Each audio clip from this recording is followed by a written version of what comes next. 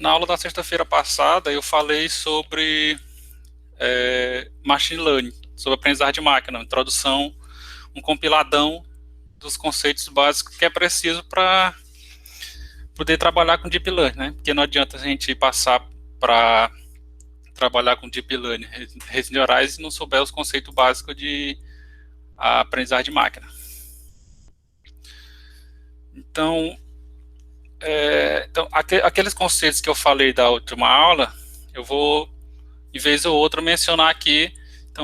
Então seria interessante já saber esses conceitos para não precisar, não ficar perdido. Bom, vou começar hoje a falar sobre redes neurais, certo? Porque não tem como não falar de Deep Learning e não falar de redes neurais, certo? Porque toda rede profunda, que é Deep Learning, ela é uma rede neural, certo? Nem toda rede neural é uma rede profunda, mas toda rede profunda é uma rede neural. Então, eu vou mostrar aqui hoje os conceitos iniciais, redes neurais, que é a base de toda a teoria. Certo? Então, tudo que eu vou mostrar hoje é, digamos, o básico de redes neurais. É o que você tem, no mínimo, que saber para trabalhar com esses modelos. E serão conceitos que serão utilizados até o final do curso, certo? Todas as aulas eu vou trabalhar em cima desses conceitos, tanto na rede de convolução como na rede autoencoding.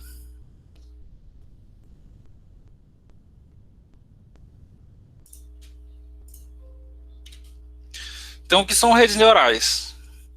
Então, redes neurais são, na verdade, uma tentativa de simular o cérebro humano dentro do computador. Certo? Então, a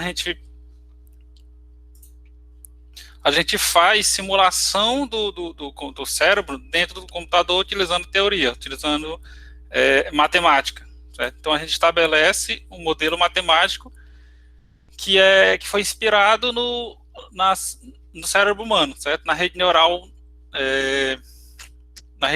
biológica que nós temos no cérebro. E com isso, com essa simulação, a gente tenta simular o aprendizado. A gente tenta simular com que um determinado programa de computador aprenda alguma coisa nos nossos trabalhos.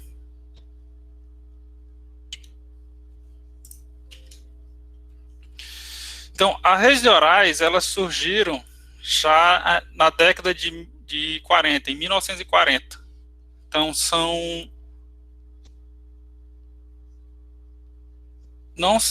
elas são antigas, certo? Então, já vem de porque na computação, né, um ano 1940 é um negócio muito antigo, que já teve muitas evoluções, já evoluiu muito de lá para cá. Certo? Então, em 1940, foi criado o primeiro modelo de um neurônio artificial, por esses dois pesquisadores aqui, McClock e Pitts. Então, eles criaram, utilizando circuitos, registradores não, utilizando circuitos e esqueci o nome do outro dispositivo que eu esqueci. Mas através de circuitos elétricos, eles criaram um modelo matemático do neurônio artificial. Certo?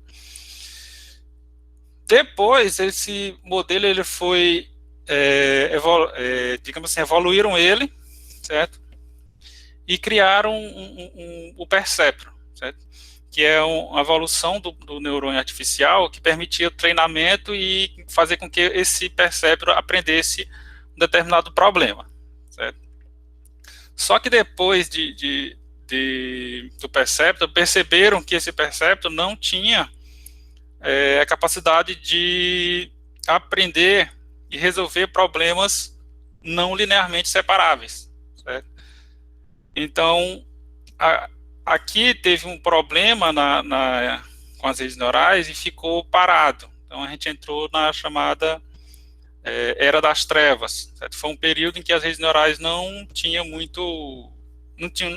perderam a utilidade, certo? Não tinha por que utilizar se não servia, se as redes não serviam para resolver problemas. Só então, lá em 1986, que foi criado o algoritmo backpropagation com as redes neurais multicamadas. Certo? Então, foram adicionando os neurônios na rede, adicionando camadas, e criaram um algoritmo para treinar essa rede. Dessa forma, a rede conseguiu adquirir a capacidade de resolver esses problemas que não eram linearmente separáveis. Então, houve uma evolução. Ao invés de usar apenas um perceptor, um neurônio, a gente começou a utilizar várias camadas de neurônios.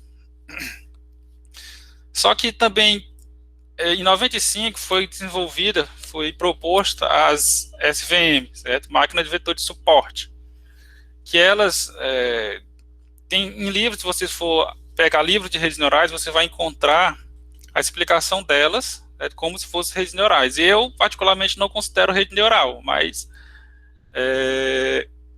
elas conseguiram superar as redes multicamadas. Então, geralmente, alguns problemas, se você tentar usar uma rede multicamadas, uma rede neural normal, simples, a SVM vai superar essa rede. Então, ela tem uma teoria matemática mais complicada do que uma rede neural mesmo, mas e consegue superar um MLP normal. Só que houve um avanço novamente, certo? E surgiu as Deep Neural Networks, são as redes neurais profundas, certo?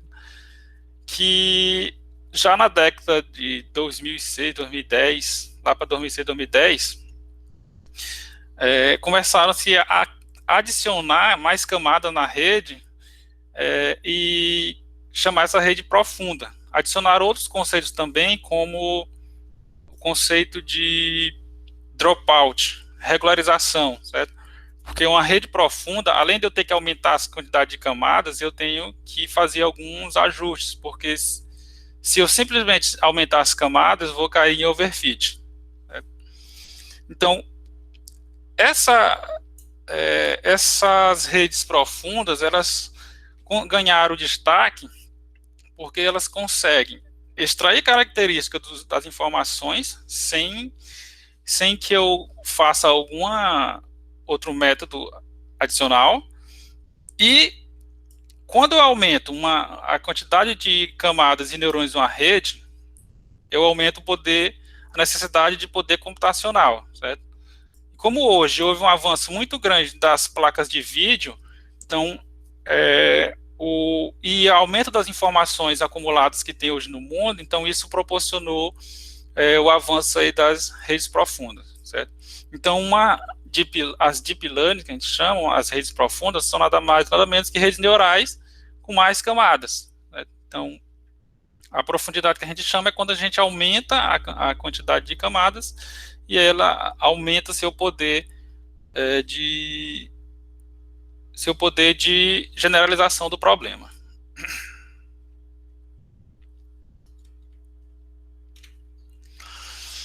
Como eu falei, as redes neurais artificiais, elas são baseadas na rede neural biológica, certo? Então, pegaram conceitos dos neurônios biológicos e criaram um neurônio artificial, certo?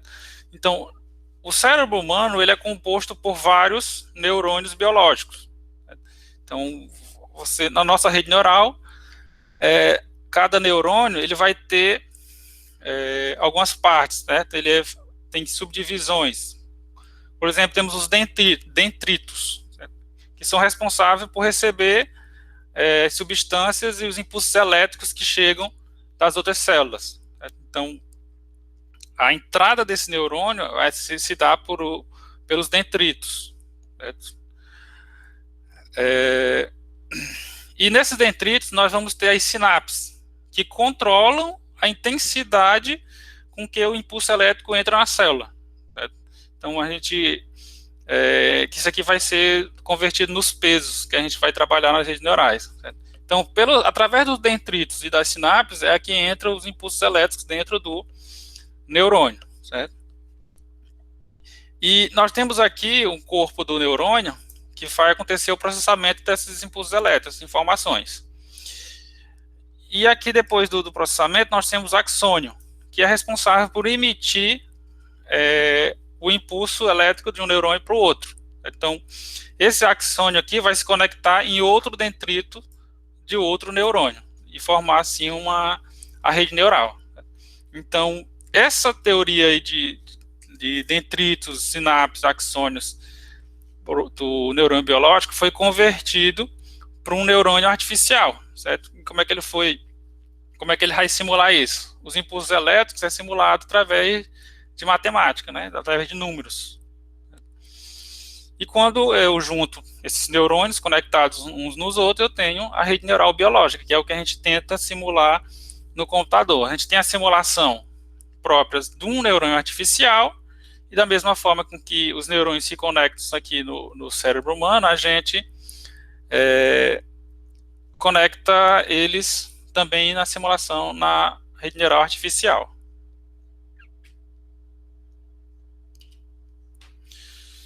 Então, o modelo de neurônio artificial que nós temos hoje foi o neurônio baseado no neurônio criado em 1943, certo? Por McLoughlin e Pitts, que ele foi aprimorado por Frank Rosenblatt, certo? Que criou o que a gente chama hoje de perceptro, que é o que eu vou mostrar aqui agora, certo? Porque esse perceptro, ele tem as características baseadas no neurônio biológico e permite que a gente treine ele para que ele aprenda um determinado problema e consiga resolver. Certo? E vocês têm que entender bem esse neurônio, não é difícil de entender, porque ele é a base das redes neurais artificiais que nós temos hoje. Certo? Então, essa teoria que eu vou mostrar aqui, desse neurônio, é o que vocês têm que ter em mente para poder saber que o que acontece na rede neural. Quando eu falo, estou treinando, tentando os neurônios, então vocês têm que saber essa teoria, que não é uma teoria difícil. Porque, na verdade, o que é difícil, o que pode-se dizer que é difícil na rede neural, é a parte do treinamento, porque a parte da rede neural em si é simplesmente a aplicação de uma função matemática. Então, aqui, o neurônio artificial que nós temos hoje, que nós trabalhamos nas redes neurais, ele é baseado no neurônio biológico, esse que eu mostrei. Certo? Então, nós temos aqui, para o neurônio, vamos ter o conjunto de entradas, que são os dados que nós vamos passar para esse neurônio, qual ele vai processar para emitir uma resposta. Nós temos os pesos desse neurônio. Para cada entrada do neurônio, nós temos um peso referente a ela. Certo? Então, nós vamos ter aqui um vetor de entradas e um vetor de peso, sendo os dois do mesmo tamanho. Aqui nós vamos ter um somatório que é a combinação linear, certo, da minha entrada com os meus pesos. Certo? Vou mostrar mais na frente como é feita essa combinação. Então, esse somatório aqui é a combinação linear da entrada com os pesos. E nós temos aqui uma função de ativação que determina o valor de y, que é a saída do nosso neurônio. Nós vamos ver mais na frente que existem várias opções de função de ativação. Então, essa daqui é a teoria básica do neurônio artificial. Temos as entradas, temos os pesos referentes a cada entrada, temos aqui um combinador linear e temos uma função de ativação. Certo? E temos que essa função de ativação determina a saída do meu neurônio.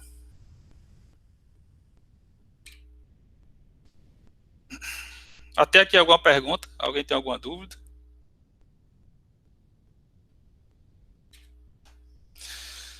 Então, em comparação com o neurônio biológico, os dendritos e as sinapses, que essas daqui, são referentes às entradas e aos pesos.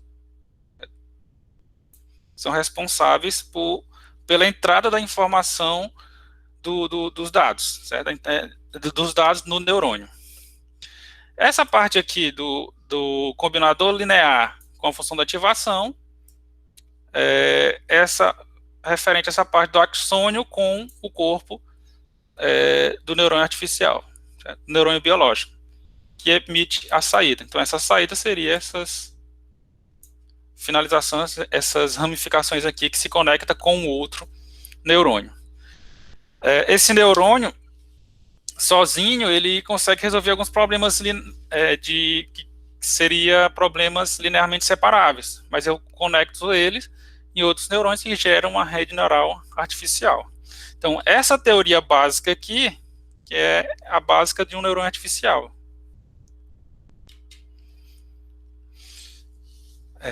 Então, o neurônio, para ele responder aqui, uma saída aqui no final, é realizado alguns cálculos, certo? Alguns processamentos.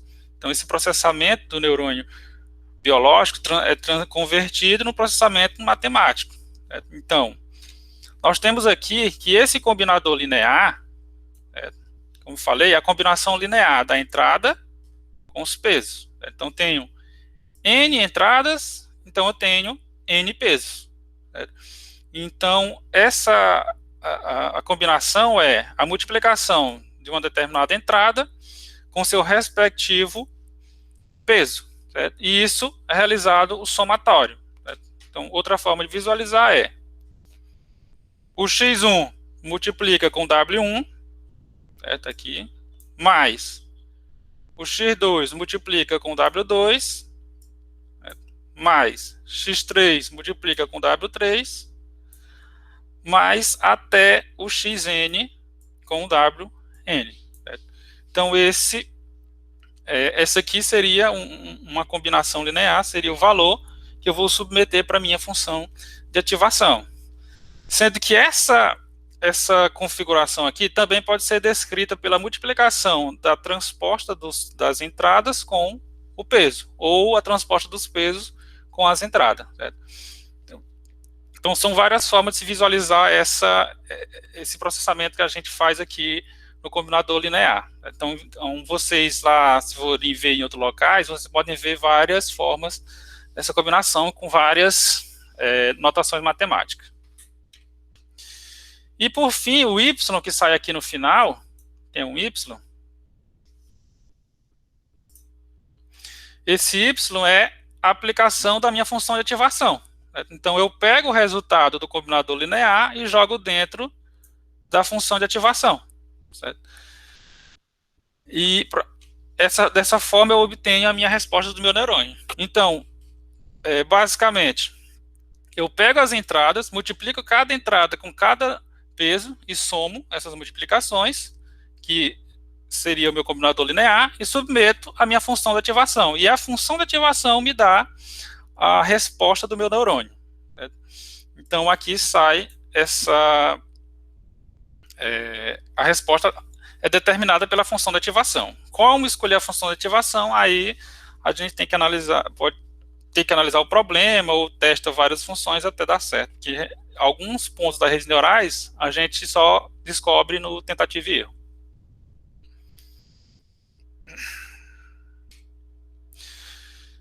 Aqui nós temos um exemplo matemático já mostrando esse processamento que o neurônio faz. Então, nós temos aqui 3 entradas, x1, x2 e x3. Então, nós vamos ter, para cada entrada, nós vamos ter um peso. Então, nós vamos ter 3 pesos. E nós temos aqui uma função de ativação que é chamada função degrau. Certo? Que o meu f de x, se o x for menor que 1, o resultado é 0. Se o x for maior ou igual a 1, o resultado é 1. Então, aplicando aqui o meu neurônio, colocando aqui os pesos, 0,2, menos 0,5 e 0,3, que é referente a esses pesos aqui, e as entradas também referente às entradas que eu determinei, que eu apresentei, fazendo aqui o processo, primeiro, vai ser o F, certo? Que é da função de ativação, com do meu combinador linear. Certo? Então, substituindo os valores aqui, essa primeira entrada, 2 vezes 0,2, que é referente a esse primeiro peso aqui, 3 vezes menos 0,5, referente à segunda entrada, e 2,5 vezes 0,3, referente à terceira entrada. Fazendo os cálculos aqui, nós obtemos que o combinador linear deu 1,7, aplicando esse 1,7 à minha função de ativação, 1,7 ele é maior ou igual a 1, então a minha resposta é 1. Então o meu neurônio, para estas entradas aqui, ele responde 1, certo? Então essa é a teoria básica de como o neurônio responde. Certo? Agora, como eu sei quais são os pesos, aí é o que a gente vai ver agora, como é que a gente determina esses pesos para que ele me responda corretamente. Certo? Então, esses pesos, existem algoritmos específicos para ele, como os pesos de uma rede de neurais, mas também vocês podem utilizar algoritmos de otimização, como algoritmo genético, colônia de formiga, para determinar esses pesos da rede neural.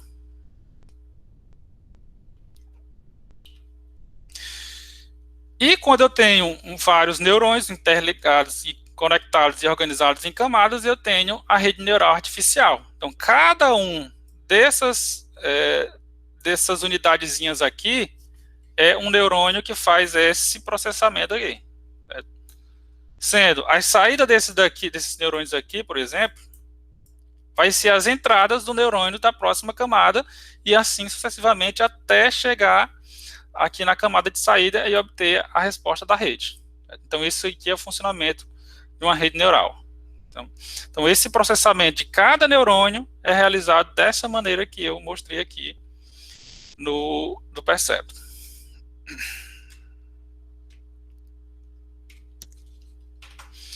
Bom, então, esses pesos desse perceptro foi desenvolvido um algoritmo que utiliza o que a gente chama de regra delta, né? Que eu vou atualizar esses pesos de acordo com o meu problema.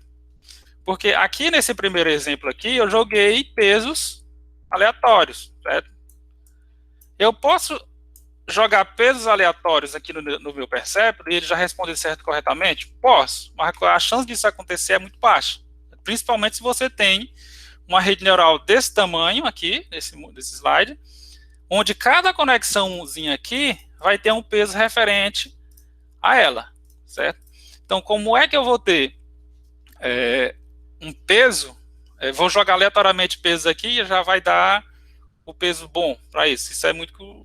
Pode ser que você tenha sorte de conseguir isso, mas não rola não. Então, para mim obter esses pesos, eu tenho que fazer uma correção, certo? Baseado nos meus dados. Por quê? Porque a rede neural ela vai aprender no meu problema. Então, os meus dados é que vão definir os pesos dessa rede. Então, para o percepto responder corretamente, eu tenho que ter os pesos chamados pesos ideais. Certo? Então, para cada entrada, ele responde corretamente. Então, quais são os valores que para isso... quais são os valores de peso que ocorre isso? Aí eu não sei, eu vou ter que fazer eu faço uma otimização desses pesos para determinar esses pesos ideais. Certo?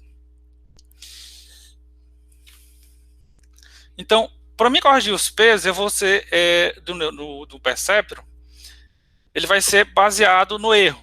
Certo? Então, o que é o erro? O erro é a minha saída desejada, que é a saída com a qual o neurônio deveria responder, menos a saída que ele respondeu. Certo? Então, quando eu faço aquele processo lá de combinação linear de somatórios, submeter na função de ativação, aquilo me dá o y, então aquele y é o y predito. Aí eu comparo ele com o meu y desejado para me obter o meu erro, certo? Então, dessa forma eu calculo o erro. Para que esse erro? Porque esse erro ele vai me ajudar a corrigir os meus pesos. Então, se eu sei o quanto eu estou errando, eu sei como eu vou atualizar esses pesos. Certo? Então, como é que eu faço essa atualização? A atualização de um determinado peso, certo? é o meu peso atual que eu tenho, meu valor atual do peso, mais uma taxa de aprendizagem, que eu vou já explicar como é que ela funciona, o que é que ela é, vezes a entrada referente àquele peso, vezes o eu erro daquele neurônio que eu calculei aqui, certo? Esse erro aqui. Então, essa aqui, chamada regra delta, me permite atualizar os pesos do meu perceptron. Então, como é que eu faço isso? Existe um algoritmo padrão. Enquanto eu não atingir uma condição de parada, essa condição de parada pode ser, o meu neurônio ele tem um erro zero, então eu paro.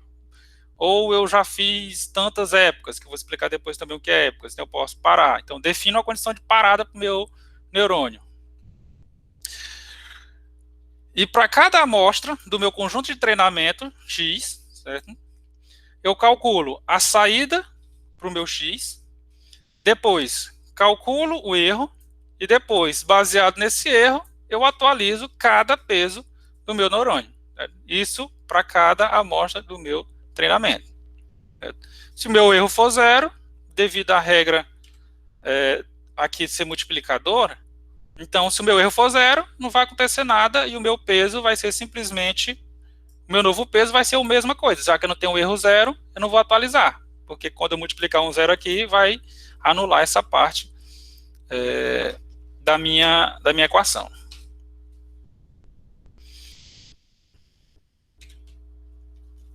Então, a taxa de aprendizado. A taxa de aprendizado, ela me determina o quanto eu vou aprender em uma determinada iteração, após corrigir o meu peso. Certo?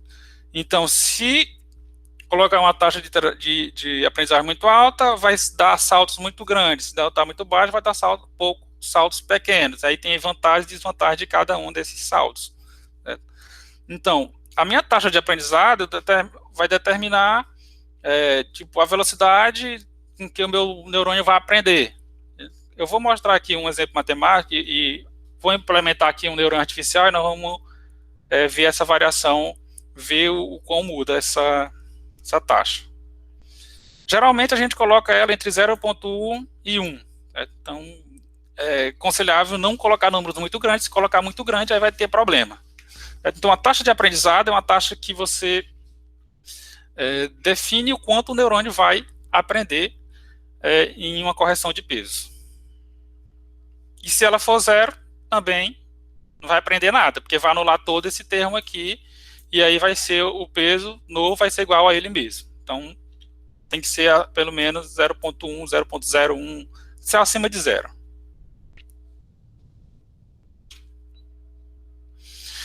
Então, a taxa de aprendizado, como eu falei, ela determina o salto que o valor do peso vai dar até chegar no meu peso ideal. Certo? Então, você define o quanto de aprendizado vai ter o nosso neurônio. Aí podemos ter alguns problemas. Por exemplo, tem aqui o meu valores possíveis dos meus pesos, certo? O que vai acontecer? Tem aqui o valor, ele vai descer, certo? No meu treinamento, eu vou otimizar esses pesos e ele vai descer o valor até chegar no meu valor mínimo, que é o meu valor ótimo. Só que eu posso cair no que a gente chama de mínimo local, se a taxa de aprendizagem for muito pequena. Então, se ela for muito pequena, dependendo do problema, eu posso cair no mínimo local e não chegar aqui no meu no mínimo global, que é o que eu quero. Certo? Então, seria aqui, esses pesos aqui, nesse ponto aqui, não seria não seria o ideal. O ideal seria nesse ponto menor aqui. Mas como a taxa de aprendizagem é pequena, ele não chega lá. Por outro lado, se a taxa de aprendizagem for muito grande, ele pode passar aqui do mínimo local, mas ele pode também nunca chegar ao mínimo global. Certo? Então, temos que ter cuidado com o valor da taxa de aprendizado. Então, muito grande pode ter problemas, assim como muito pequeno. Como é que eu vou saber? Aí, o que eu faço geralmente nos meus trabalhos é testar um valor de uma taxa. Se der certo, eu deixo aquele valor, se não, eu saio alterando. Então, a gente pode fazer, existem metodologias que você faz a otimização dos hiperparâmetros da rede, que a gente chama, que são esses parâmetros que eu que tenho que definir, não a rede que define. Mas aí é só um possível problema, não tira o poder do negócio, não, no poder da rede, não. Continuando. Todo mundo entendeu a taxa de aprendizagem. Essa taxa de aprendizagem vai ser usada até o final do curso. Então, um exemplo aqui. A tabela verdade ou, certo? Então, o que é que eu quero? Eu quero que o meu perceptron, ele aprenda essa regrinha aqui. Certo? Então, como assim? Eu vou dizer para ele, eu tenho um verdadeiro e um verdadeiro. Ele vai me responder verdadeiro. Certo? Se eu der para ele falso e verdadeiro, ele também tem que me dar um verdadeiro. Se me der falso e falso, ele tem que me responder que é falso. Certo? Então, o que é que nós vamos fazer? Eu vou fazer aqui um exemplo, mostrar um exemplo, para ele aprender essa regrinha baseado nesse P e Q. Obviamente, a gente não consegue trabalhar isso usando V e Q, ou V e F. Certo? Então, o que a gente faz? A gente converte para números. Então, onde for verdadeiro vai ser 0, onde for falso vai ser 1. Certo? Então, aqui, quando eu tiver uma entrada 0, 0, ele tem que me dizer 0. Onde tiver uma entrada 1, 0, ele tem que me dizer 0. Certo? E assim vai. Certo? Então,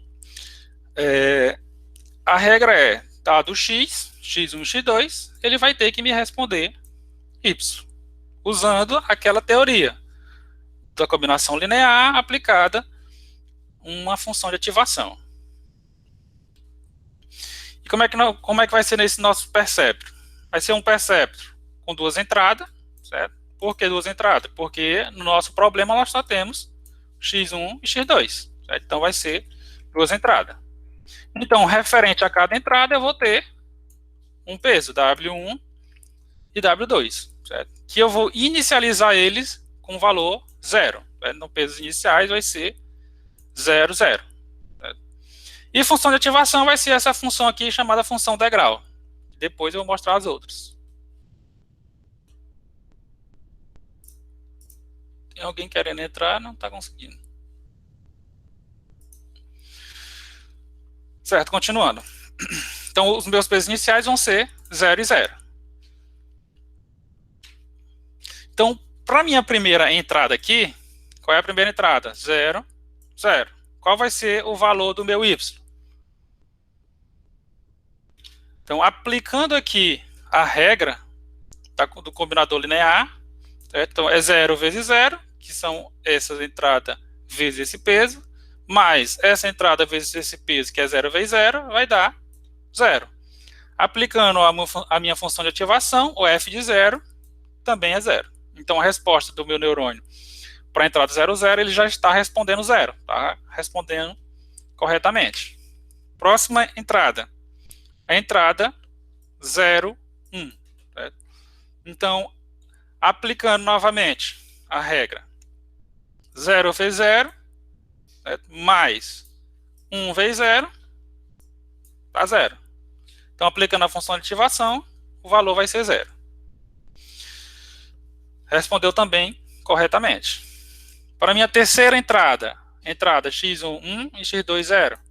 Então, aplica-se novamente o combinador linear 1 vezes 0, mais 0 vezes 0, que vai dar o valor 0. Aplicando a minha função de ativação, continua respondendo 0. A rede também continua respondendo correto para essas três primeiras amostras. Já para a segunda, o cálculo, aplicando o mesmo cálculo, vai ser 1 vezes 0, que é a entrada 1, mais 1 vezes 0, da entrada 2. Vai dar 0, aplicando a função de ativação, também vai dar 0. Então, o meu perceptron com esses pesos aqui está me respondendo 0 para todo mundo. Certo? Então, o que é que acontece? O meu y desejado é esse daqui. Certo? Ele ia responder 0, 0, 0, 1. Mas ele me respondeu 0 para todo mundo, certo? Então, tá errado. Houve erro aqui nessa quarta amostra. E calculando o erro para cada uma das amostras, certo? Calculando o erro para cada um, eu vou ter apenas na última um erro igual a 1. Então, o que acontece? Se o meu neurônio está errando, está tendo erro aqui, então ele precisa corrigir os seus pesos de tal forma ele consiga me responder o y predito igual. Certo? Então ele precisa dar a minha resposta corretamente. Então como é que eu faço essa correção? Primeiro, vamos corrigir esse peso aqui. Certo? A gente vai chamar de W1. Certo? Então aplicando aqui a regra a regra delta, nós vamos aqui corrigir, para corrigir esse peso aqui, o que nós vamos fazer? Vai ser o valor do W1, certo? Qual é o valor do W1? 0. Então está aqui o meu 0. A taxa de aprendizado, que eu vou fixar ela como 0,1, vezes a minha entrada, certo? A minha entrada que vai ser referente ao peso, que vai ser 1, vezes o meu erro, que eu calculei, que também vai ser 1, certo? Então, fazendo os cálculos aqui, o meu peso novo vai ser 0,1. Então, aplicando aqui a regra delta, o meu peso saiu de 0 e foi atualizado para 0,1. Fazendo o mesmo cálculo para o outro peso, certo? Para outra aresta de peso, vai ser o mesmo valor. Certo?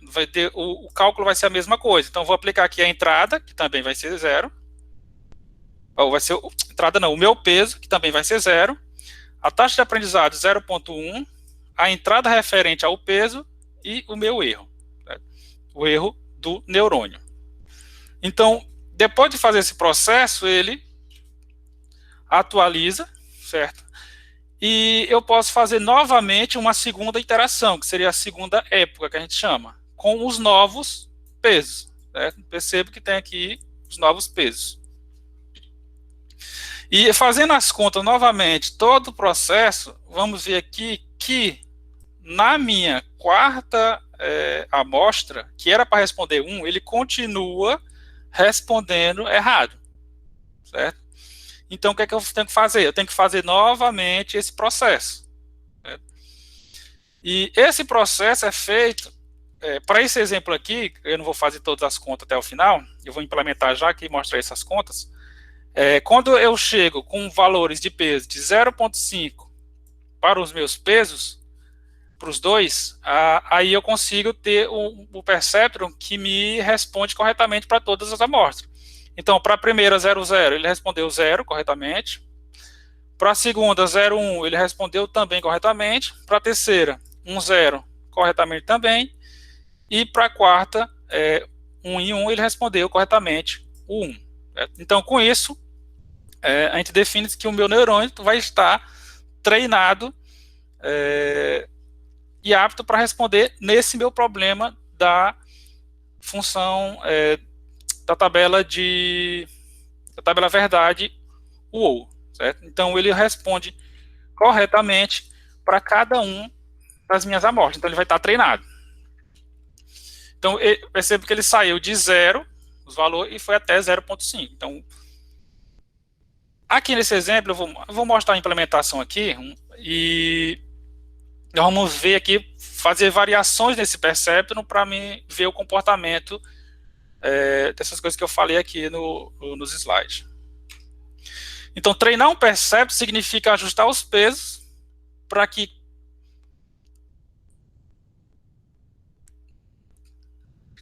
a Layara está perguntando, Bruno, treinar é ajustar os pesos até obter a resposta correta? Treinar é ajustar os pesos de tal forma que o neurônio consiga replicar aquela resposta que tem nos dados de treinamento. De tal forma que se eu tiver novas entradas que não está no treinamento, ele ainda consiga acertar. Porque se ele só acertar o que estiver no treinamento, também ele está dando overfit. Certo?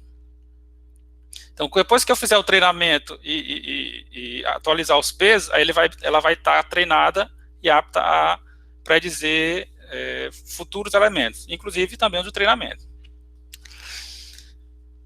Então, se eu ajustar os pesos, ele vai responder corretamente para todas as entradas. Nesse caso aqui, eu só tenho 4 amostras, que é um problema simples, mas no geral a gente não usa todos os dados no treinamento, a gente separa uma parte para poder testar o modelo. E esses pesos iniciais, eles influenciam no tempo do treinamento. Eu vou já mostrar aqui um exemplo que a gente vai mexer nos pesos e vai ver o que vai acontecer nesse modelo. Então, o que eu vou fazer? Eu vou implementar esse neurônio aqui, esse processo de treinamento aqui, a linguagem Python, para a gente verificar o comportamento, mudança tanto na taxa de aprendizagem, quanto mudança nos pesos. Até porque não tem condição de eu mostrar esses cálculos todos aqui, todas as iterações e variações. Né? É melhor que tenhamos uma implementação feita.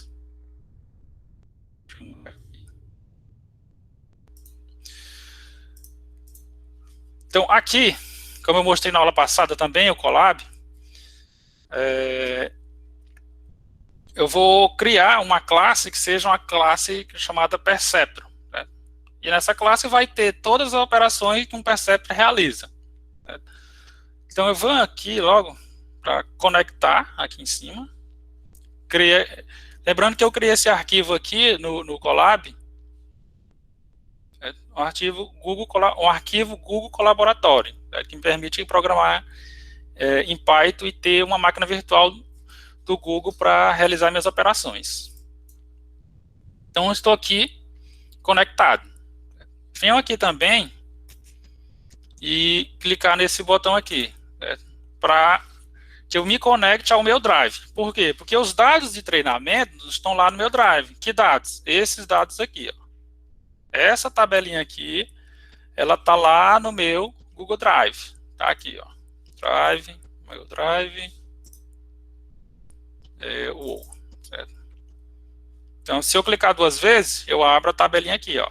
Tem aqui todos os meus dados estão nesse arquivo aqui.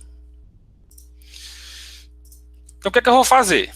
Vou implementar esse neurônio. Primeiro, eu vou usar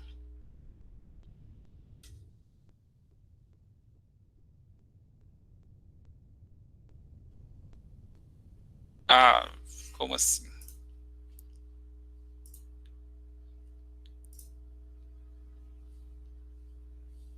É porque eu compartilhei foi o slide na tela.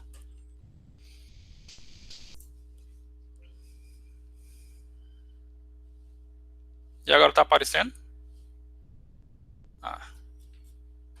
Top. Então, de novo, o que foi que eu fiz? Eu vim aqui, cliquei em conectar o meu Drive. Conectar o Drive não, conectar o arquivo para habilitar a máquina virtual. Conectei aqui no meu Drive. Certo?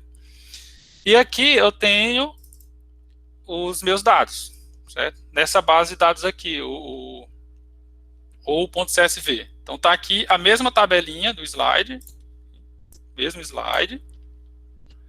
Está aqui, certo? Então eu vou usar o pandas para me ler o arquivo. Vou usar o NumPy, certo? Que o NumPy, ele vai ter operações matemáticas que eu vou utilizar aqui no meu neurônio. Executando a linha. Então, vou carregar logo os meus dados.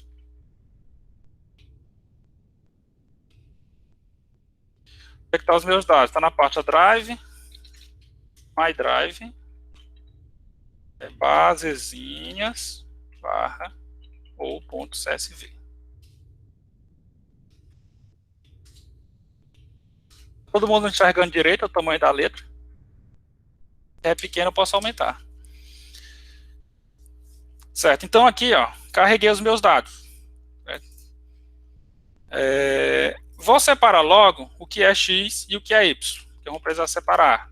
Então eu vou pegar dos meus dados, o meu x é x1 e x2, certo? Menos o y. Então eu vou aqui pegar os dados e remover y1, a coluna 1, a coluna y. Pegar os valores. Quando eu uso essa função aqui, eu converto automaticamente em array NumPy, certo? Que eu gosto de converter tudo para array NumPy quando eu estou trabalhando com os treinamentos. E os dados, vou pegar só o y, a coluna y, certo? Aqui, ó.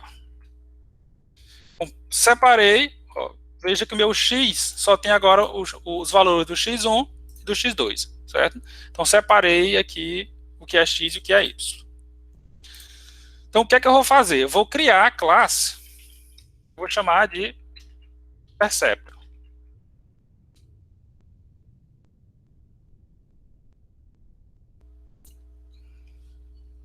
Certo? O que é que vai ter na minha classe?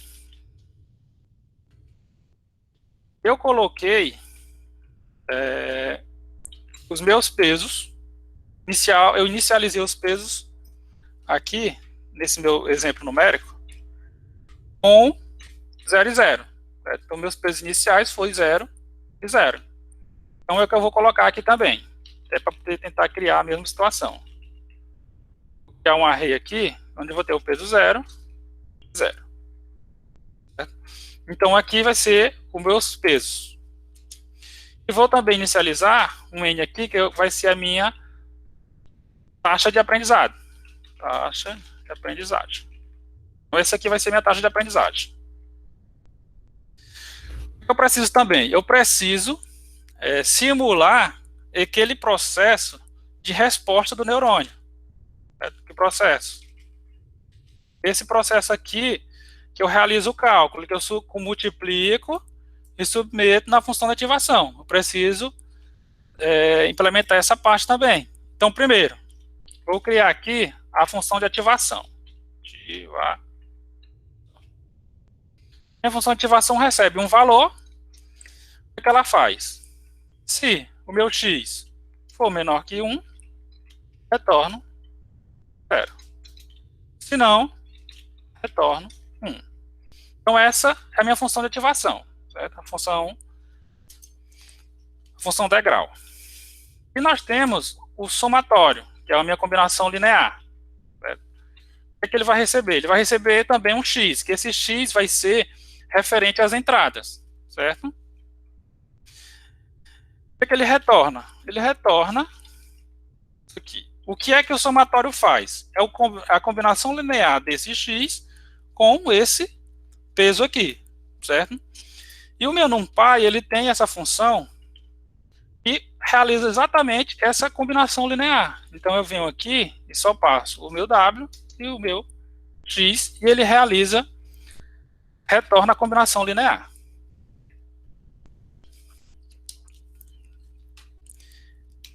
E faço só uma função aqui para organizar a resposta. Então, ele vai predizer. O que é que ele recebe para predizer? Ele recebe um x, certo? O que é que ele retorna? Ele retorna esse somatório aplicado na função de ativação, certo? Então, o meu neurônio, ele responde com a ativação, certo? Recebendo somatório, vai receber o x, que vai receber o meu x aqui, meu predizer. Então, se eu chamar essa função, o meu neurônio responde baseado na teoria lá do combinação linear submetendo na função de ativação. Então, esse vai ser o meu neurônio. Então, se eu já fizer um teste aqui, por exemplo, vou colocar aqui, para xi em x. Vou aqui instanciar neurônio. Certo. Então, esse é o neurônio. Vou fazer, meu neurônio vai me predizer cada uma das amostras do meu X que está aqui em cima, certo? Então, se eu resultar aqui agora, ele respondeu 0 para todo mundo, da mesma forma que ele respondeu 0 para todo mundo aqui no slide, certo? Na primeira iteração. A primeira vez ele respondeu 0 para todo mundo. Então, como não foi feito nenhum ajuste nem nada, o neurônio está respondendo 0 para todo mundo. Então, aqui eu vou adicionar a função de treinar, certo? Para treinar, o que ele recebe? Ele recebe o X e recebe o Y. Para quê? Porque como é um treinamento supervisionado, lembrando, certo? Eu preciso das entradas e preciso da saída para poder fazer a comparação. Certo? Então, como é que eu vou fazer? Eu vou fazer aqui o enquanto true. Certo? Enquanto for verdadeiro, ele vai rodar. Então, enquanto for verdadeiro, ele vai executar o meu treinamento. Certo? Vou colocar aqui erro total, vai ser 0, inicial. Para que esse erro eu estou colocando? Eu estou colocando o erro total para me avaliar a cada vez que ele fizer uma atualização, toda vez que ele fizer uma iteração, eu avalio se teve erro ou não. Porque se não tiver erro, aí eu paro o meu treinamento. Então, para cada X do conjunto de treinamento, para cada amostra do conjunto de treinamento, que significa essa linha aqui, o que eu vou fazer? Vou calcular o Y predito. Como é que eu calculo o meu Y predito? Com essa função que eu criei aqui para dizer. Certo? Então, eu vou aqui dizer X. Certo? Então, o que eu faço? Eu tenho que predizer uma amostra, calcular o erro e depois atualizar o peso referente a ela, certo? Então, eu venho aqui e calculo. O meu erro vai ser igual ao quê? O meu erro referente a essa amostra é Y na posição I, certo? Menos o Y predito. Depois que eu fizer isso, eu vou atualizar os pesos do meu neurônio. Então, eu vou atualizar todos os meus pesos baseado nesse erro que eu tive agora para essa determinada amostra, certo? Então, vou colocar aqui for WJ, que vai ser o meu peso atual.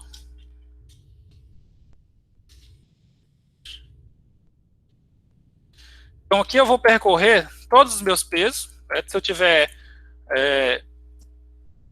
coloquei aqui um foco, dessa forma eu consigo aumentar a quantidade de pesos, a quantidade de entradas e tudo mais, deixa mais dinâmico o meu neurônio. Então, como é que eu atualizo? Eu tenho que atualizar esse vetor aqui, W, certo? Mas eu não vou atualizar todo de uma vez, eu vou atualizar peso por peso, porque cada um tem um cálculo diferente. Então, eu vou colocar ele na posição J, certo? Que é o meu peso atual, que é esse J aqui. Então, como é que eu atualizo? É o meu peso vezes. Então, uma casa aqui seria a regra delta. A taxa de aprendizado vezes o erro vezes a entrada referente a esse peso aqui. Então, a minha entrada referente a esse peso é a entrada na posição J. Certo? Então, aqui eu estou fazendo aquele processo que eu fiz lá, cálculo entrada por entrada.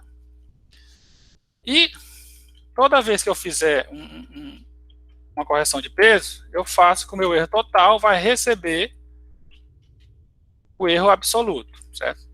Eu vou colocar o erro absoluto, porque esse erro aqui ele pode ser negativo, certo? E se uma amostra vir um erro positivo e o outro negativo, 1 e menos 1, por exemplo, vai se anular, não vai dar erro nenhum, aí vai sair do treinamento sem que tenha terminado o meu treinamento. Então, eu estou acumulando erro. Então, é basicamente dizer, se existe erro, então eu continuo uma próxima iteração. E aqui eu verifico, se o meu erro total for 0, eu dou um break para encerrar o meu treinamento. Certo? Então, eu vou executar um while aqui enquanto eu tiver erro, enquanto existir erro dentro do meu neurônio. E para cada amostra do meu treinamento, eu vou predizer ela, calcular o erro e atualizar os pesos desse neurônio. certo? Vou só colocar um print de mim aqui, mostrando os meus pesos. Certo? Então, deixa eu tirar isso aqui. Então, eu vou vir aqui, ó, neurônio, ponto, treinar. Vou passar o X e o Y. Certo? Então, vou executar, aí algo errado não está certo na implementação. Entrou em loop finito que eu errei alguma coisa na implementação. Então,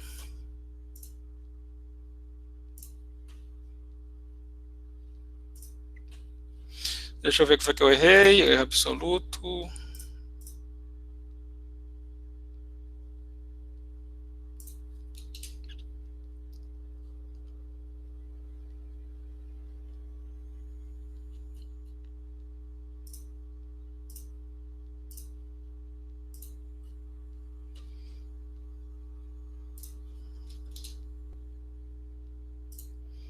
Erro total.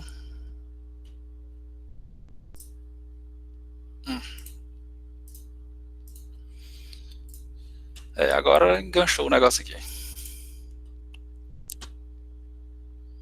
Vamos para a entrada, pré-dizer. O meu erro. Na posição J. O erro tal.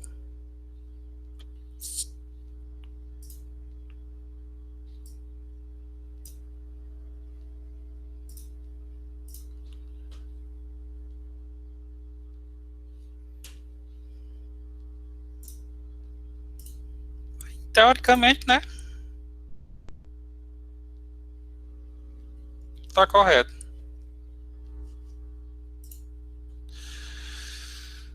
Ai.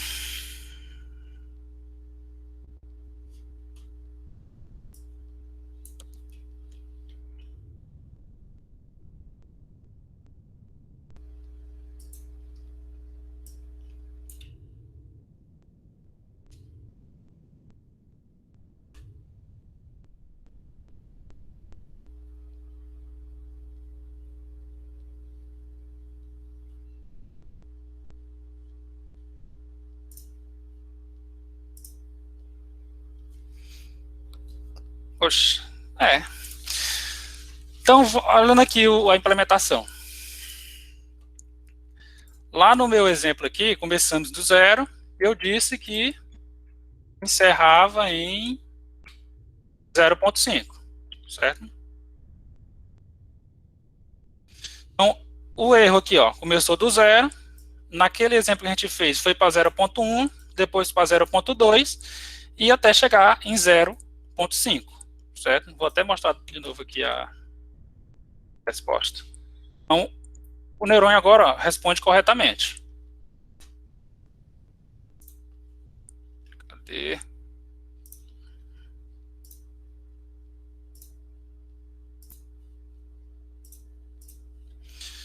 O neurônio respondeu corretamente. Então, eu falei também, ó, a minha taxa de aprendizagem, 0,1. Eu falei que ela interfere no tempo de treinamento. Então, se eu diminuir aqui, ó, 0,1, significa que ele vai dar saltos menores na atualização do meu peso. Então, eu venho aqui, ó.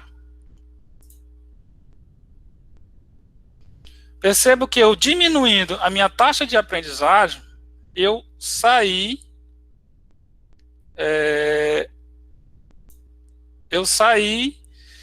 e atualizei os pesos. Sobre o problema do loop aqui, até agora eu estou tentando entender também o que foi que aconteceu, porque aparentemente está igual.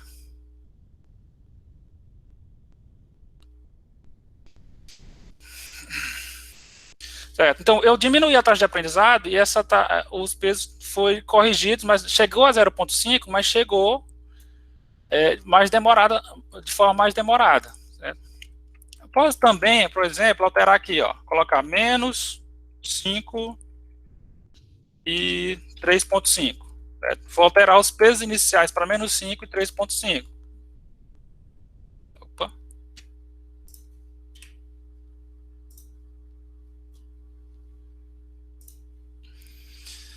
Ó, percebo que eu coloquei a taxa de aprendizado de 0,1 mesmo, mas alterei os pesos iniciais. O neurônio aqui treinou, certo? Chegou a outros pesos, certo? Que correspondem, que também faz com que que o neurônio responda corretamente, certo? Só que demorou mais. Então,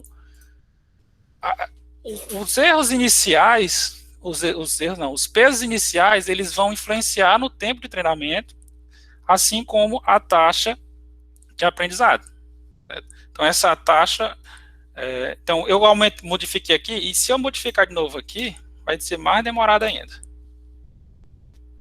Como é que eu vou saber quais são os pesos iniciais? A gente não vai saber, a gente vai jogar. O que acontece nos modelos é que as próprias bibliotecas definem esses pesos iniciais e a rede treina a partir desses pesos, certo? A gente colocando aqui 0,0 foi o mais rápido do que eu modificando para outros pesos, certo? Veja a quantidade de passos que foram realizados até encontrar os meus pesos ideais, certo? Então, o Perceptron, a gente realizou aqui um treinamento baseado na regra delta, certo? Que eu coloquei como condição de parada o erro igual a 0. Certo? Geralmente, a gente não coloca um erro igual a 0 porque pode acontecer desse erro nunca zerar. Ele pode ser muito pequeno, um erro aceitável, e nunca parar, certo? Eu coloquei 0 porque eu sabia que ia parar, porque é um problema simples de OU.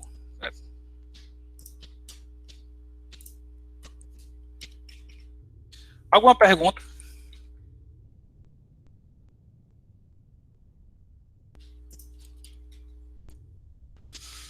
Então, qual é o problema da rede Perceptron?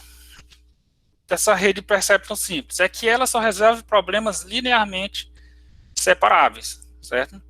Então, aqui, nós temos o OU que a gente resolveu agora nesse Perceptron, ele pode ser visualizado dessa forma aqui, certo? E tem aqui uma reta, certo? Uma função que consiga separar os elementos, certo?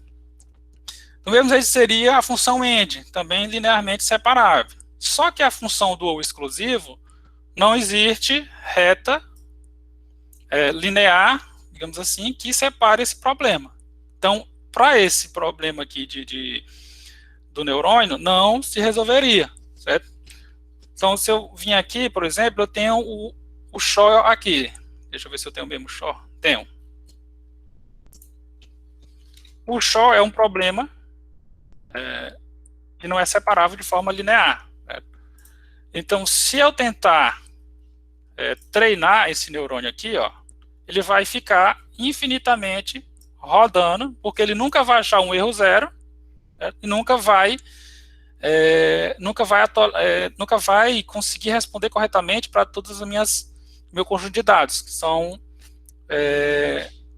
o conjunto choque, que é essa situação aqui, certo? Então, essa situação aqui não é possível de se resolver com esse neurônio. Então, ó, não para, vai ficar infinitamente querendo executar e não vai parar. Então, isso daqui é a teoria básica de um neurônio artificial, certo? Então, é o que é o primeiro contato que a gente tem com treinar uma rede neural, certo? Que é uma rede Perceptron simples. E eu falei no neurônio sobre as funções de ativação, certo? Que tem que ter uma função de ativação em cada um dos neurônios de uma rede neural, certo? Tanto a rede Perceptron simples, multilayer Perceptron, rede de convolução, autoencode, qualquer rede precisa ter a função de ativação. Então, para que serve essa função de ativação? A função de ativação serve para mim aumentar, dar uma representatividade. A função Shaw, o Shaw não funcionou porque o Shaw é um problema que não é separável de forma linear. Esse exemplo aqui, ó, o AND e o OR. As amostras lá, se colocadas no plano, a gente consegue separar o AND e o OR, certo? Mas o Shaw não consigo separar aqui, ó, esses vermelhos, esses azuis dos laranjas. Então, deveria ter uma função que, por exemplo, faça isso. Isso aqui não é uma reta. Não, nesse caso aqui, não, mesmo que eu adicione uma camada de ativação, modificar a camada de ativação, não dá para ajustar, porque um neurônio basicamente é só significa mais uma reta. Então ele tenta, o neurônio é uma, digamos assim, uma unidade muito simples da rede. Agora, como eu tenho uma rede neural, aí eu vou ter uma representação com mais retas, aí eu consigo fazer essa reta que eu estou mostrando aqui no show, essa desenhada.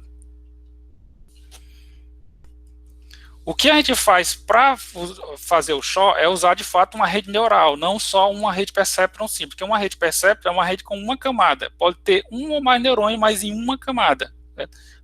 Para resolver esse tipo de problema, eu adiciono uma camada de saída, por exemplo. Então, a função de ativação, eu consigo dar representatividade para as redes, certo? Por quê? Porque aqui no slide, nós temos aqui a equação que é a resposta de um neurônio, certo? Então, é a combinação linear aplicada numa função de ativação, certo?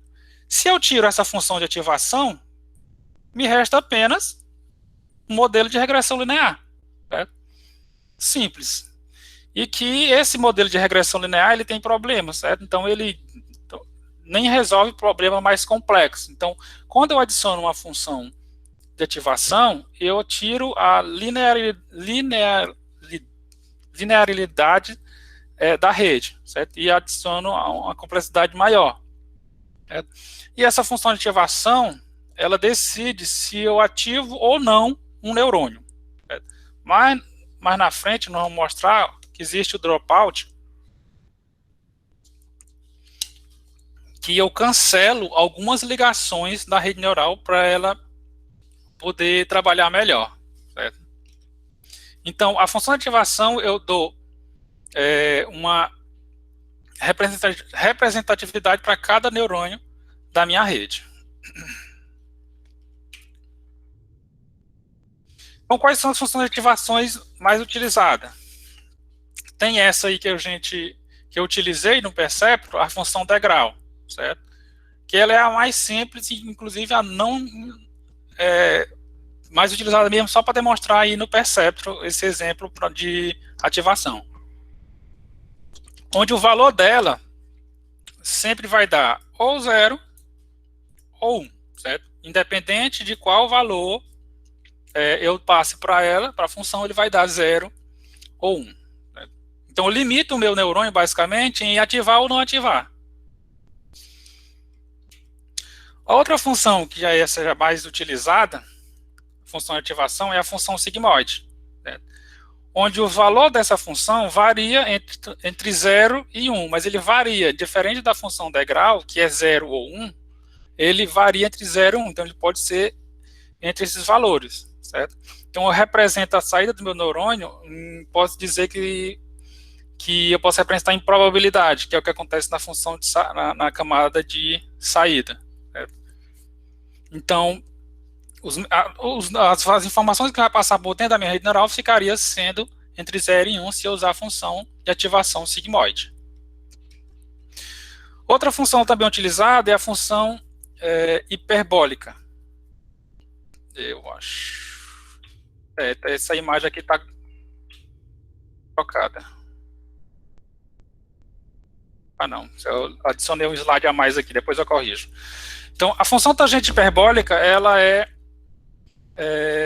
varia entre -1 e 1, certo? A função sigmoide varia entre 0 e 1, mas se eu quiser aumentar a representatividade e colocar número negativo, ela vai variar entre, posso colocar essa tangente hiperbólica que vai ser entre -1 e 1, certo? Outra função que, esse slide tá... Outra função que a gente tem é a função ReLU, só que aqui no slide eu estou vendo que está errado também. Não é essa função aqui, não. A função ReLU, ela é o máximo entre 0 e x, certo? F de x. Então, essa aqui é a função ReLU. Depois eu vou corrigir isso aqui no slide. A função ReLU, o que é que ela faz? A função ReLU, ela tira todos os valores negativos. Então, se algum momento, algum neurônio, na combinação linear, der negativo, que é bem possível isso acontecer, ela vai zerar aquele neurônio, certo? Então, se o valor que vier do meu somatório for negativo, ele vai virar zero, certo? Se for acima de zero, mantém o valor. Essa função ReLU aqui é a função mais utilizada para trabalhar com rede Deep Learning, certo? Com rede profunda. Porque essa capacidade aqui, essa parte aqui de zerar um determinado valor negativo, ela meio que faz uma regularização da rede, certo? Porque quando eu faço uma regularização da rede, eu estou meio que cancelando alguns pesos, certo? E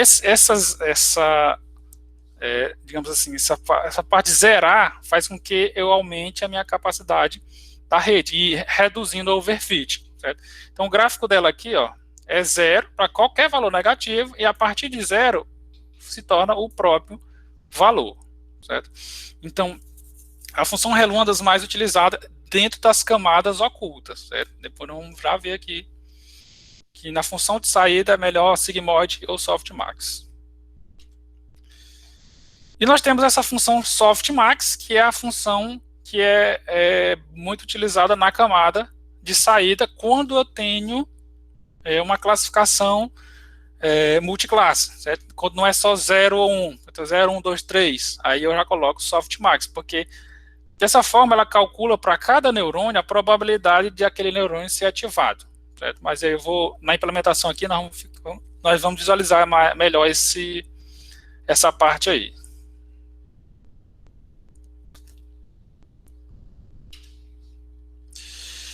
Outro termo que existe na rede neural é o bias, ou bias, né, como você preferir. Esse bias, ele é adicionado nos neurônios de cada camada para mim ter uma melhor flexibilidade na minha função de ativação, certo? Da seguinte maneira. A minha função de ativação normal, nesse caso aqui seria sigmoide, seria essa parte verde, certo? Quando eu adiciono um bias, eu consigo movimentar essa função, certo, para qualquer um dos lados, dependendo do valor que eu adicionar. Nesse caso aqui eu coloquei no vermelho menos 5, então ela desceu. Eu coloquei mais 5 no azul, então ela subiu, certo? Então o bias, ele permite essa flexibilização da minha função de ativação, porque essas funções de ativações, elas são fixas, os valores para ela, certo? E, geralmente, o valor dele, esse bias, varia entre menos 1 e 1. Eu vou ter que me preocupar em ficar adicionando isso nas redes? Não. Como a gente vai utilizar a função do Keras, então o Keras já contabiliza isso automaticamente, certo? Então, o bias, ele fica aqui, ó, de costela aqui no meu neurônio, fica adicionado basicamente junto às minhas entradas, certo? E ele vai ser adicionado aqui no meu cálculo dentro da minha função de ativação, que vai permitir fazer essa movimentação aqui que a função de ativação realiza, certo? Então você vai para um lado, para o outro, dependendo do meu bias, certo? Ele possui um peso associado, certo? Que esse peso associado ao bias, ele é ajustado durante o treinamento, né? Por isso que a gente não precisa se preocupar, você tem que saber que ele existe, qual é a função dele, mas você não vai, digamos, mexer diretamente com ele, certo? Então, lá, quando a gente for trabalhar com Keras, não vai ter esse problema de função, de você modificar a função, ativar ou não essa função. Até aqui, alguma pergunta? Se eu estiver indo muito rápido e vocês não entenderam alguns desses conceitos, esses conceitos aqui são básicos, básicos para poder continuar com as redes neurais, que se alguma coisa não entender e passar para frente, depois vai ser complicado de acompanhar.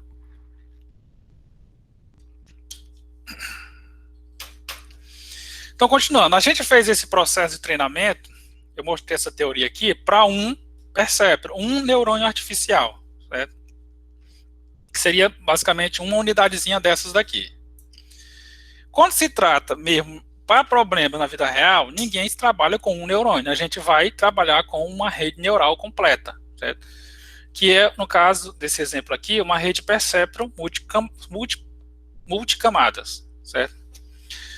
A rede perceptron multicamada é uma rede cuja arquitetura dela tem pelo menos uma camada de entrada, pelo menos uma camada oculta ou camada escondida e pelo menos a camada de saída, certo? Então essa daqui é a estrutura mínima de uma MLP, certo? Que é esse tipo de rede aqui. Quando eu falo MLP é uma rede perceptron multicamada, que é a multilayer perceptron, certo? Então, se eu tenho essa estrutura, então eu tenho uma MLP, certo? Do mesmo jeito lá do perceptron, a gente precisa corrigir os pesos que tem em cada uma dessas conexões. Cada conexão dessa tem um peso referente, certo? Então, por que eu adiciono essas camadas ocultas? Para mim, aumentar o meu poder da minha rede neural. Lá no Percept, eu mostrei lá que entrou em loop infinito no SHO. Por quê? Porque a rede não resolve aquele problema, certo? Do SHO. Mas se eu submeter numa rede mais complexa, com essas 3 camadas, já daria para resolver o problema, certo? Então, a rede multicamadas é um conjunto de neurônios dispostos em camadas, certo? Sendo que tem pelo menos uma camada oculta. Porque se eu não tiver, por exemplo, essa camada aqui, seria a entrada conectada diretamente com essa e que seria uma rede perceptron simples, com 2 neurônios, certo? Então, a partir do momento que eu tenho essa camada oculta aqui, eu consigo, eu tenho uma rede perceptron multicamadas, ou MLP, multilayer perceptron, como vocês podem encontrar também na literatura. A rede perceptron, ela é a rede chamada feed forward, é alimentação para frente, certo? Então, significa que as entradas são submetidas aqui, na camada de entrada, é passada para essa segunda camada, a primeira camada oculta, feito todos aqueles cálculos que foram feitos lá no perceptron, submetido para a próxima camada, e feito novamente os mesmos cálculos até sair o meu Y aqui, certo? Sendo que, para essa camada aqui, certo? Para essa camada de saída, as entradas delas vão ser as saídas de cada um desses outros neurônios, certo? E assim sucessivamente, se eu tiver mais camadas dentro da rede. Então, a alimentação dela é de trás para frente. Então, é da esquerda para a direita aqui. Sai do X e vai se tornar o meu Y aqui. Uma rede perceptron, ela pode ter um aprendizado supervisionado, mas ela também pode ter um não supervisionado, certo? Na rede que nós vamos estudar, que vai ser a última, que é a rede autoencoder, que espero que dê tempo, ela é uma MLP também, mas é uma MLP não supervisionada. Nesse caso aqui, a gente vai começar trabalhando com supervisionado, certo? E ela pode ser rasa ou pode ser profunda, certo? Qual é a diferença de uma para outra? Que não desenha. A rede rasa, nesse exemplo aqui, ela é uma rede rasa. Por quê? Porque eu só tenho uma camada oculta. Para que ela se torne uma rede profunda, uma rede deep learning, eu deveria adicionar mais camadas aqui, certo? Aí ela seria uma rede profunda, certo? Então essa basicamente a diferença entre rede rasa e rede profunda. A rede rasa só tem uma camada oculta, a rede profunda tem mais camadas ocultas. Aí, de novo, existe uma discussão, nem os pesquisadores entram em consenso sobre o que exatamente, a partir de quando é uma rede profunda.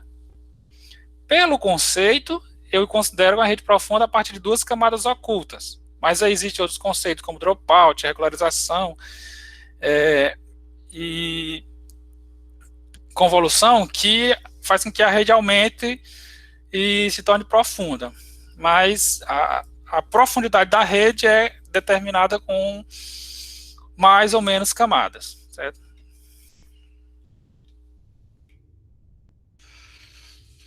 Do mesmo jeito que um perceptron, que hora é? Do mesmo jeito que um perceptron, ele precisa ser dos pesos ajustados, um MLP também precisa ajustar seus pesos. Certo? Todas essas ligações da MLP vão ser alteradas, certo? Elas vão ser ajustadas no treinamento. E o treinamento da MLP é utilizando o famoso algoritmo backpropagation, certo? Que é o retropropagação do erro. Certo? E no backpropagation a gente tem que tem uma regra parecida lá com a regra delta, certo? Mas usa outros conceitos como o conceito de gradiente, certo?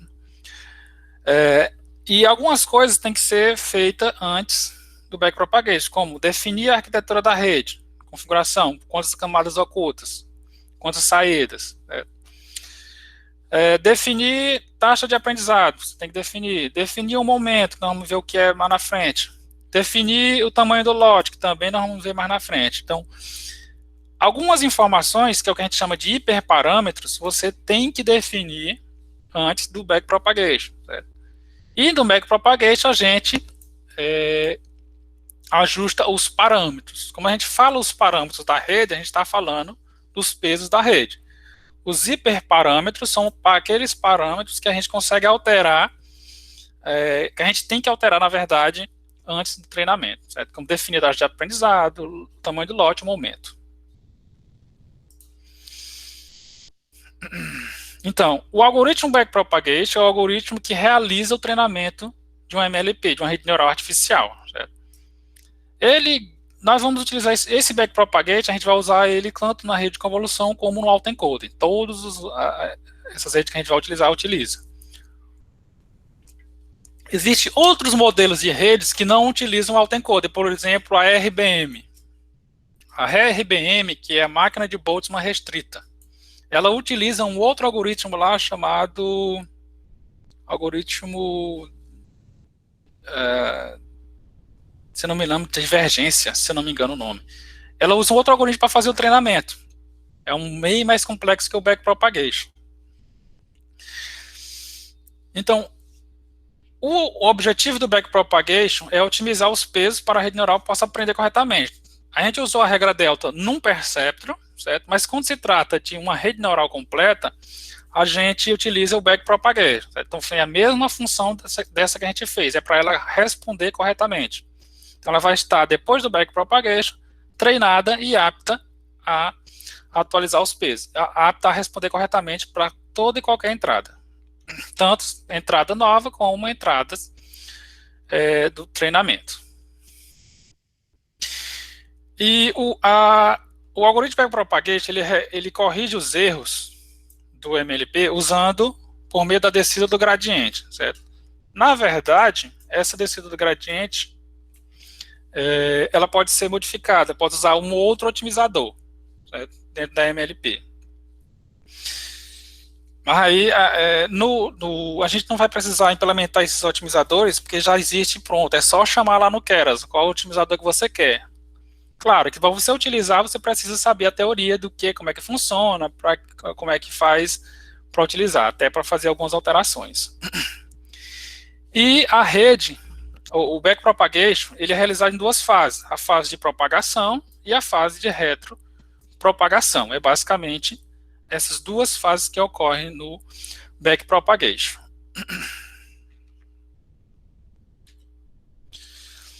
Então, eu vou mostrar aqui visualmente como é que funciona o backpropagation.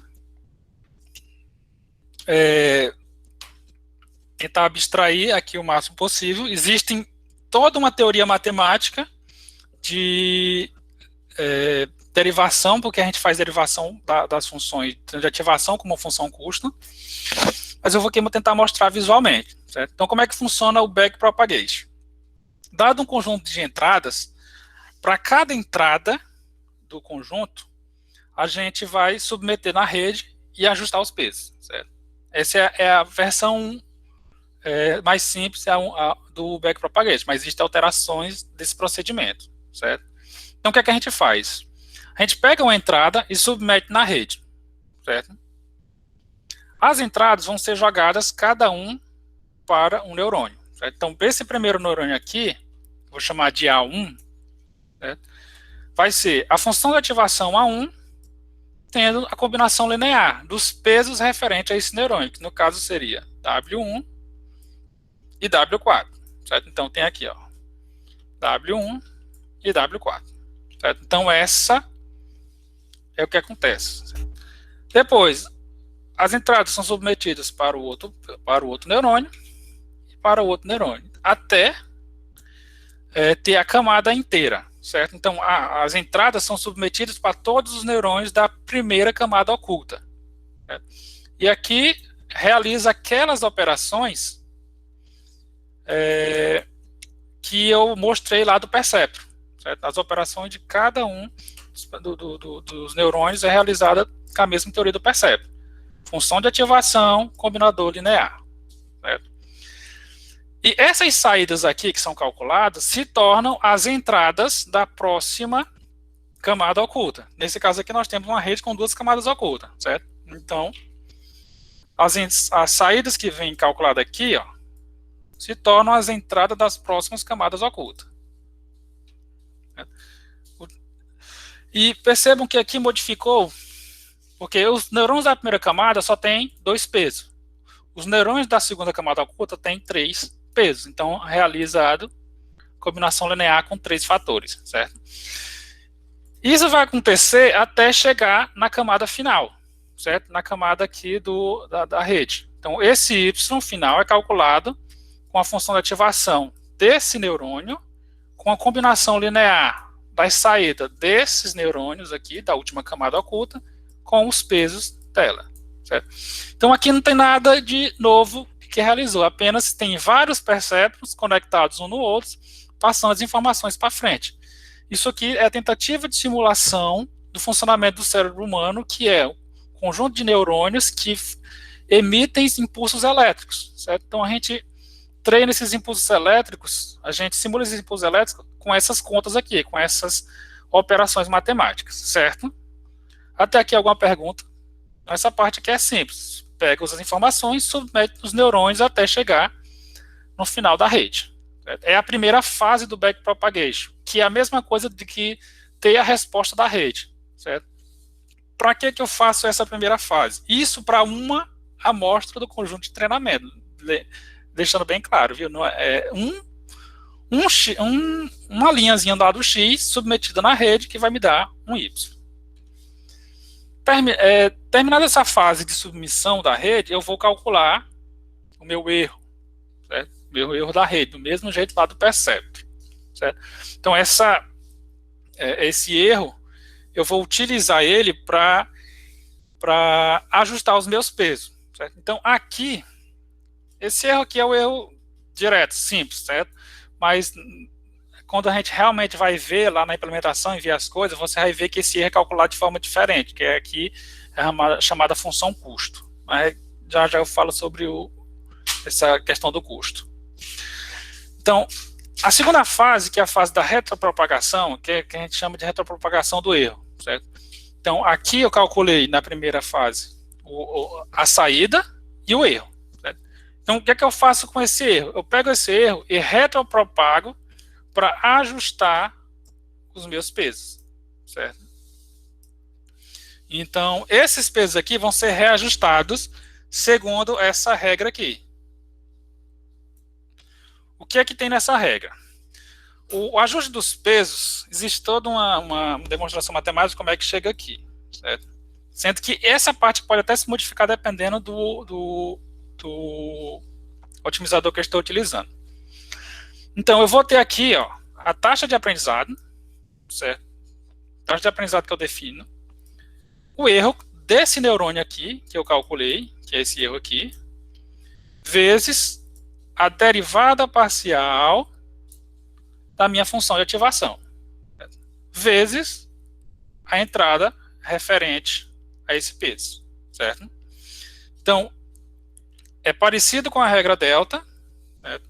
Só que eu usando aqui essa derivada parcial, por quê? Porque a gente faz eu estou fazendo aqui o meu treinamento e estou fazendo o ajuste por meio do gradiente descendente, certo? Da descida do gradiente. Então, o gradiente a gente calcula ele usando a derivada parcial, certo? Existe a teoria, que eu não vou me aprofundar na teoria matemática aqui, mas é por causa do gradiente descendente que a gente usa a derivada parcial. Do mesmo jeito, a gente faz a atualização desse outro peso aqui, certo? É o peso mais taxa de aprendizado, erro, derivada da função de ativação, vezes a entrada, certo? E isso vai se estender para todos os outros neurônios, certo? Só que, para esse neurônio aqui, eu tenho esse erro, certo? Para esse neurônio aqui, o meu erro vai ter que ser multiplicado pelo meu peso, certo? Porque eu preciso que o erro influencie lá no meu neurônio. Certo? Então é por isso que a gente chama retropropagação do erro, porque o erro vai ser propagado de trás para frente na rede. Certo? E com esse erro aqui eu vou poder ajustar os meus novos pesos a esses pesos daqui, certo?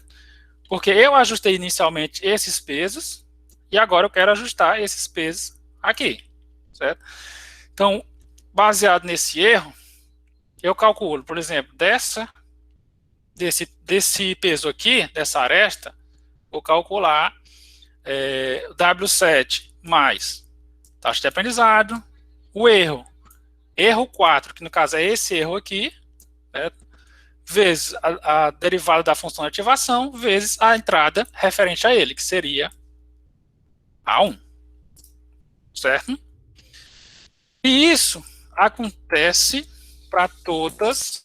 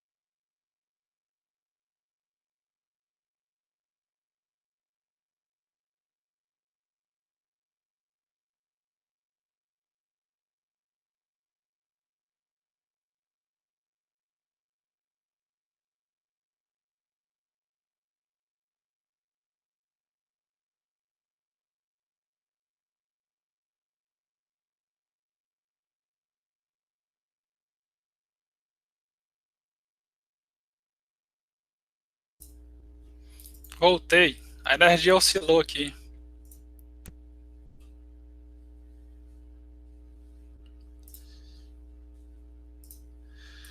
A energia oscilou aqui, voltei aqui no 3G.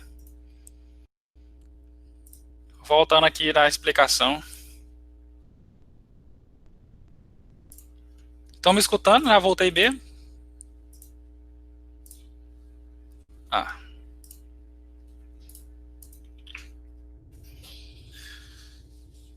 De novo. Backpropagation, fase de propagação. As entradas são submetidas à rede, certo? Até chegar ao final e calcular o meu erro, certo?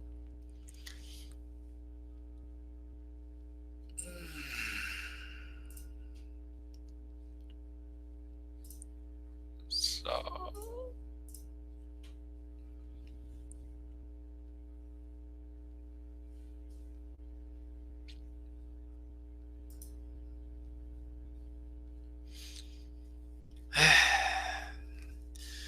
certo? Então, a entrada submetida na rede na fase de propagação calcula o erro, certo? E esse erro é utilizado para corrigir os pesos de toda a minha rede neural, de trás para frente, certo? Então, todas elas utilizando derivada parcial, porque eu utilizo a descida do gradiente. Certo? Então, essa retropropagação é realizada até chegar na camada de entrada, certo? Sendo que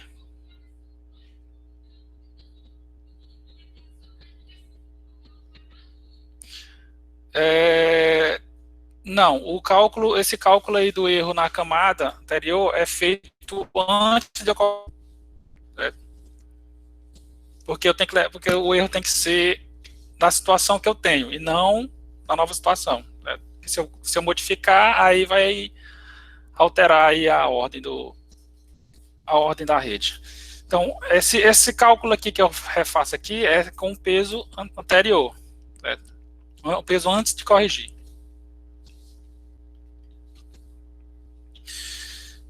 E no caso aqui do erro aqui do A1, eu já levo em consideração tanto o erro daqui quanto o erro daqui, certo? Por quê? Porque ela está ligada aos dois, certo? Então, eu calculo o erro também dessa primeira camada oculta, levando em consideração todos os outros erros anteriores, certo? É por isso que a gente chama de retropropagação do erro, porque o erro sai sendo jogado de volta na rede até que eu realize a atualização dos pesos, certo? E esse processo de propagação e retropropagação, ele é realizado para cada uma das amostras. Quando eu realizo isso, todas as amostras, eu digo que realizei uma época, certo? Então, eu realizo várias épocas, eu faço isso várias vezes, até que a minha rede seja... até que a minha rede esteja treinada, certo? E eu tenho uma condição de parada, certo? Que eu posso ter que adicionar uma condição de parada. Como, por exemplo, posso realizar isso por uma determinada quantidade de épocas, certo? Então, realize isso 1000 vezes. Então, ele vai realizar esses espaços de propagação e retropropagação 1000 vezes, certo? Então, resumindo, o backpropagation, nós temos que por uma determinada quantidade de épocas, certo? Eu faço a inicialização dos pesos e dos hiperparâmetros. Então, essa inicialização a gente pode, por exemplo, zerar todo mundo. Realizo a fase de propagação, forward, certo? E para cada entrada no conjunto de treinamentos, eu calculo a saída e calculo o erro da rede, certo? Todos aqueles erros da minha rede. E efetuo os cálculos para atualização dos meus pesos, certo? Então, o backpropagation é basicamente isso resumido, certo? Então, primeiro passo, inicialização dos pesos, dos hiperparâmetros. Segundo passo, a propagação, onde a rede responde para cada uma das amostras e cálculo do erro, certo? E depois eu faço a atualização dos pesos utilizando aquela regrinha lá do gradiente. Certo? Alguma pergunta?